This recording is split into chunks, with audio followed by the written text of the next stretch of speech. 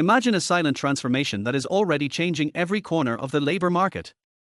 Artificial intelligence is no longer confined to laboratories. It writes financial reports, manages call centers with chatbots, designs buildings through generative algorithms.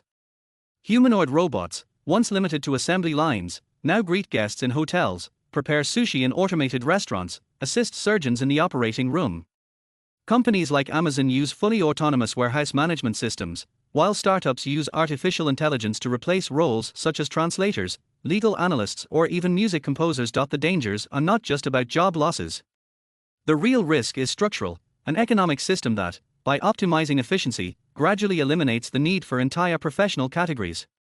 Factory workers, truck drivers, waiters, accountants are just the beginning. Professions such as radiologists, replaced by advanced medical diagnosis systems, language teachers, overtaken by virtual tutors, even artists, challenged by image generators like DALL-E, are starting to falter. Yuval Noah Harari, historian and philosopher, speaks openly of the useless class to describe those who, lacking the skills required by new technologies, will be excluded not temporarily, but permanently. Elon Musk, for his part, warns, AI is an existential risk if it is not regulated, implying that without a plan, the gap between those who control the technology and those who are excluded will become unbridgeable. The dangers for citizens are multiple. First, mass unemployment that is not cyclical, but permanent. Those who lose a job today often manage to retrain, but when artificial intelligence evolves faster than the human capacity to learn, re-entry into the market becomes impossible. Second, erosion of dignity. In a society that measures the value of people through productivity, those who do not work become invisible, marginalized. Third, concentration of power.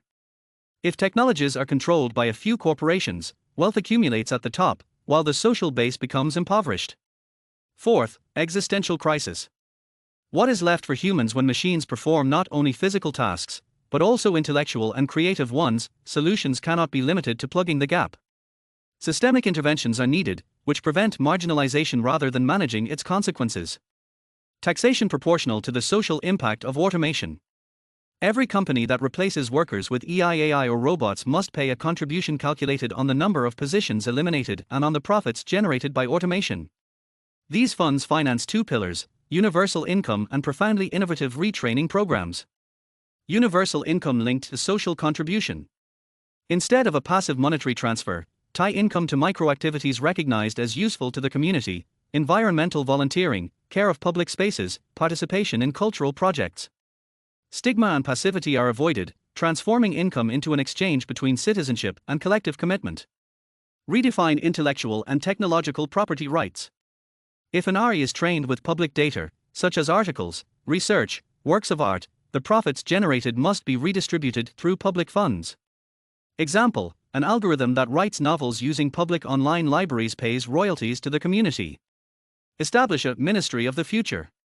A permanent, non-political body composed of technologists, sociologists, philosophers and workers' representatives, with the task of mapping in advance the sectors at risk, designing guided transitions and ensuring that each innovation is balanced by social protections. Democratize access to enabling technologies. Create open-source platforms where citizens, small businesses and cooperatives can use advanced AI without prohibitive costs. If a farmer can use a drone with AI to optimize crops, or a craftsman can 3D print with generative algorithms, technology becomes a tool of empowerment, not exclusion. Radical educational revolution.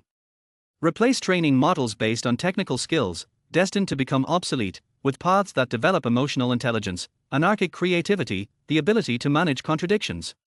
Schools where you learn to ask questions, not to memorize answers. The goal is not to save jobs, but to save people.